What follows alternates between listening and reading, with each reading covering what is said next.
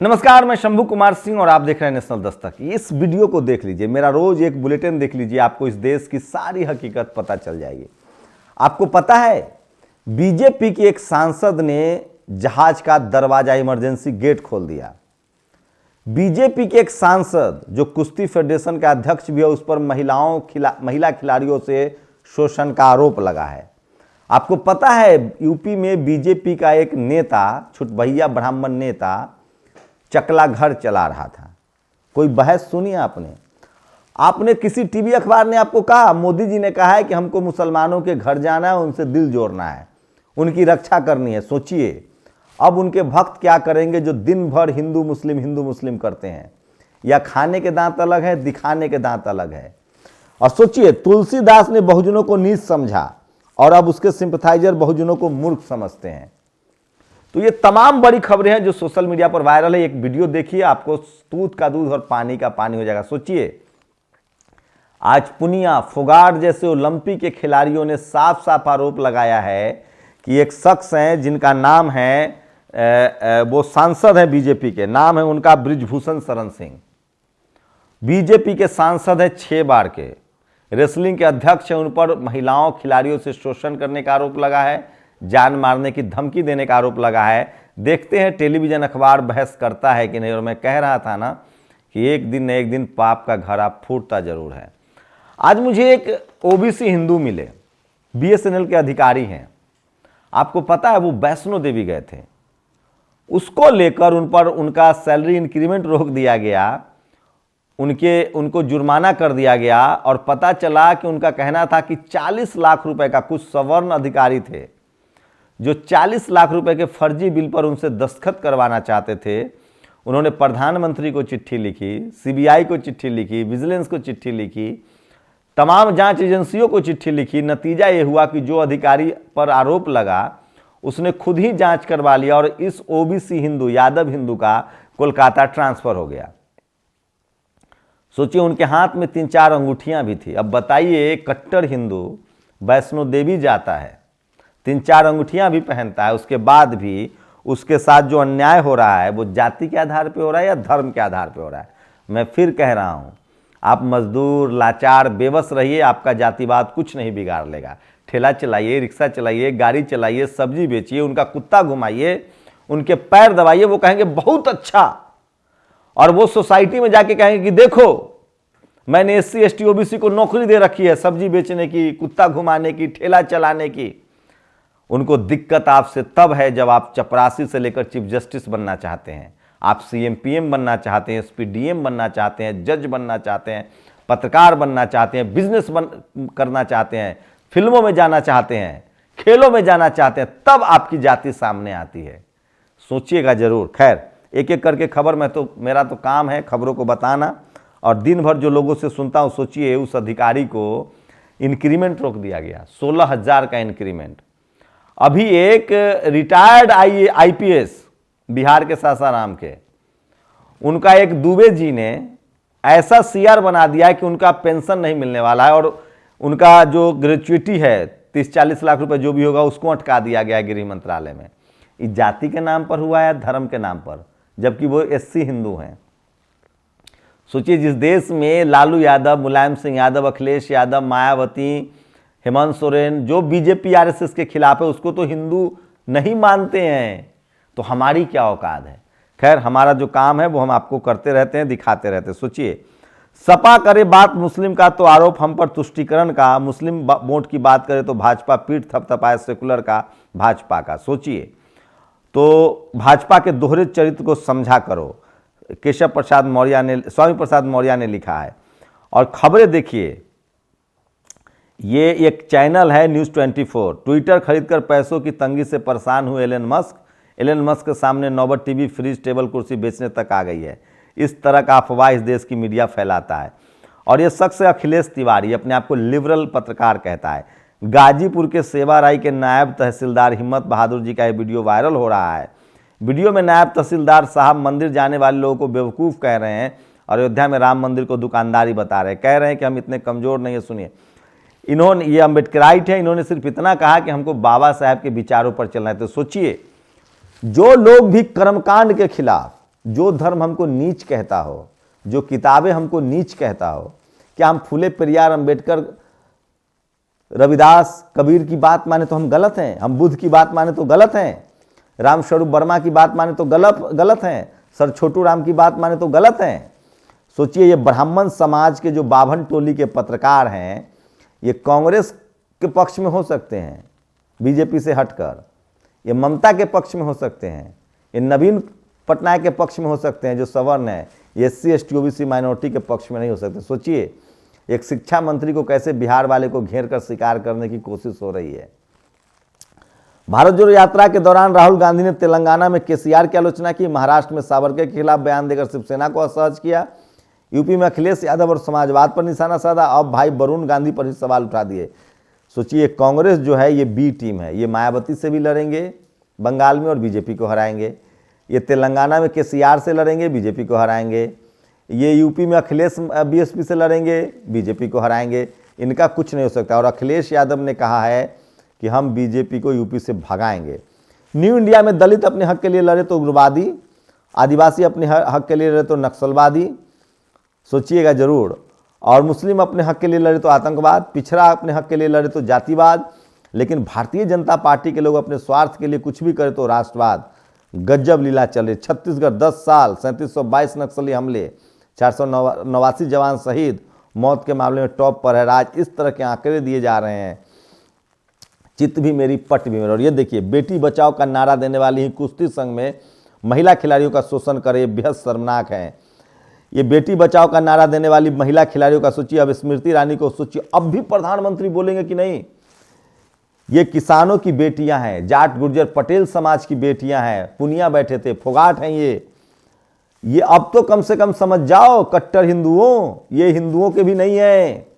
ये किसान समाज की बेटी चीख चीख कर कह रही है कि बीजेपी के एक सांसद क्या कर रहे हैं। मोदी ने आज खान पठान शमशान कब्रिस्तान करने वाले बैकआउट गैंग के पिछवाड़े पर लात क्या जमाई। कथित लिबरल पत्रकार डंका पीटने लगे। वो भूल गए कि इस गैंग का अगुआ तो खुद मोदी हैं। असल में खाड़ी देशों से मिल रही लतार ने पीएम को मुंह खोलने को मजबूर किया है। अब अगले महीने से जैसे ही चुनाव मोड में आएंगे फिर पुराना जहर उगला जाएगा। सौमित्रा ने यह ट्वीट किया है। और बेहद ही मूर्ख है बाबा, ये सिर्फ बेवकूफ़ बनाने की कला में निपुण है। मैं हैरान हूँ इतनी भीड़ देखकर, इतनी मूर्खता। शोभना यादव ने धीरेन्द्र को घेरा है जो सरेआम कर्मकांड फैलाते हैं। और ये देखिए, रेसलर विनेश फोगाट ने रोते हुए कहा, कुश्ती संघ के अध्यक्ष और बीजेपी सांसद बृजभूषण सिंह लड़कियों का यौन शोषण करते हैं, उन्हें धमकाते हैं। ये मैं नहीं कह रहा हूँ। अब क्या करेगी बीजेपी।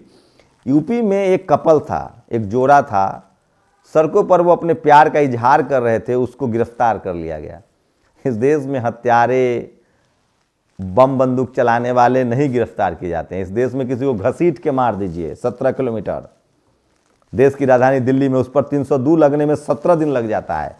लेकिन कोई प्रेमी जोड़ा थोड़ा सा हिम्मत दिखा दे तो इन लोगों की पता नहीं क्या आहत हो जाता है। किसी ने सच ही कहा है कि जिसने प्रेम किया नहीं वो प्रेम की अहमियत क्या जाने। और इनको ये लखनऊ का वीडियो, हम वीडियो नहीं दिखा रहे हैं, उनकी निजता का मामला है। खैर, तेलंगाना के खम्मम में आयोजित जनसभा में माननीय राष्ट्र अध्यक्ष जी का संबोधन। भारतीय पहलवान अखिलेश यादव ने कहा कि अब बीजेपी के सिर्फ 400 दिन बचे हैं। भारतीय पहलवान निवेश फोगाट और साक्षी मलिक ने कुश्ती संघ के अध्यक्ष और बीजेपी सांसद ब्रजभूषण शरण सिंह पर बड़ा आरोप लगाया। जान से मार कहा कि धमकी देते थे। ओलंपिक के मेडल जीतने वाले बजरंग पुनिया ने कहा हमारा जीवन नर्क बना दिया गया है। तो आप सोचिए, बीजेपी के नेता हैं। और इलाहाबाद झांसी शिक्षक निर्वाचन एमएलसी के प्रत्याशी अशोक राठौर ने आरोप लगाया, मैं पिछड़े वर्ग से हूं इसलिए बीजेपी के लोग उन्हें परेशान कर रहे हैं। तो ये विधायक का आरोप है। और भारतीय पहलवान निवेश फोगाट और साक्षी मलिक ने कुश्ती संघ के अध्यक्ष पर जान मारने की धमकी देने का आरोप लगाया है।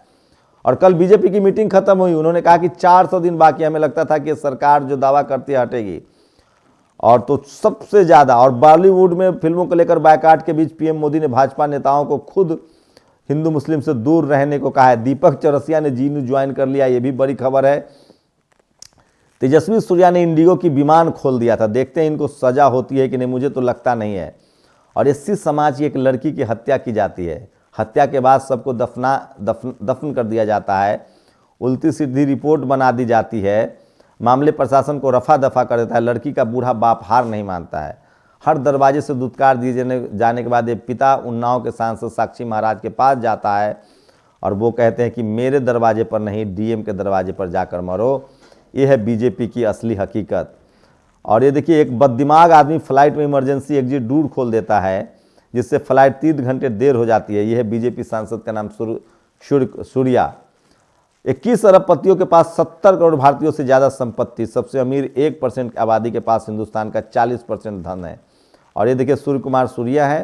तो ये सोशल मीडिया पर सबसे ज़्यादा वायरल खबरें हैं जो मैं आपके लिए लेकर आता हूं, और कृपया इनके साथ न्याय हो। एक बहुजन बच्ची ने, हम तस्वीरें नहीं दिखा सकते हैं, उन्होंने जिस तरह के आरोप लगाए हैं, यूपी पुलिस कटघरे में है। और बिहार के शिक्षा मंत्री प्रोफेसर बागेश्वर धाम वाले धीरेन्द्र शास्त्री को चुनौती दिया है और कहा है कि बिहार में आकर एक कानूनी कार्रवाई झेलेंगे अगर इन्होंने यहाँ कर्मकांड फैलाया तो। और शुभमन गिल ने डबल सेंचुरी मारी है, शानदार डबल सेंचुरी मारी है। और नीतीश कुमार के खिलाफ लगातार सुधाकर सिंह, एक विधायक हैं, वो दे रहे थे धमकी, उनको आरजेडी ने नोटिस भेज दिया। तो आरजेडी और जेडीयू के जितने सवर्ण विधायक हैं वो सब बीजेपी का गाना गा रहे हैं। और यह डॉक्टर रोली तिवारी मिश्रा, ये कहती हैं कि संविधान से ज़्यादा हनुमान चालीसा, सुंदरकांड और रामचरितमानस जरूरी है, ये इनका कहना है। सोचिए, भारत आस्थाओं का देश है, यहाँ हक के लिए लड़ने वाले पांडव नहीं पूजे जाते हैं अपना। तो सोचिए, ये इनको समझना चाहिए कि संविधान तो मान लीजिए। तो ये सोशल मीडिया पर सबसे ज़्यादा वायरल है। और वर्ण व्यवस्था, जाति व्यवस्था, सवर्ण, बीजेपी, आरएसएस, एबीपी, वामपंथी और कांग्रेसी चाहते हैं कोई भी छात्र अम्बेडकरवादी नहीं बने, बानर सैनिक बनकर आज्ञा का पालन करे। सोचिए, बीजेपी, आरएसएस, एबीपी, वामपंथी और कांग्रेसी सवर्ण लीडरशिप वाली पार्टियां, इस देश के सवर्ण नहीं चाहते हैं कि हम एससी, एसटी, ओबीसी, माइनॉरिटी, किसान जातियां सवाल पूछे। रोहित वेमुला ने बानर और आज्ञाकारी बनने से इनकार कर दिया। समानता, स्वतंत्रता और बंधुत्व की बात करने लगी, इसलिए उन्हें प्रताड़ित किया गया। सोचिए, हम लोग न्याय की बात करते हैं।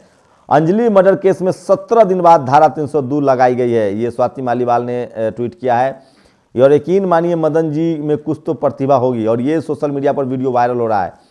पवन दीक्षित भारत जोड़ो यात्रा, ये शख्स जो है बीजेपी के, ये बीजेपी के मदन कुमार मेहरोत्रा हैं। प्रधानमंत्री इनको फॉलो करते हैं और वो इस तरह के वीडियो को मैं ब्लर करके दिखाएंगे, इस तरह की तस्वीरें वो लगाते हैं और प्रधानमंत्री इनको फॉलो करते हैं। राष्ट्रीय कार्यकारिणी की बैठक में पीएम मोदी ने पूछा, हर फिल्म पर बयान देना जरूरी है क्या? थोड़ी दूर ही मध्य प्रदेश के नरोत्तम मिश्रा बैठे थे।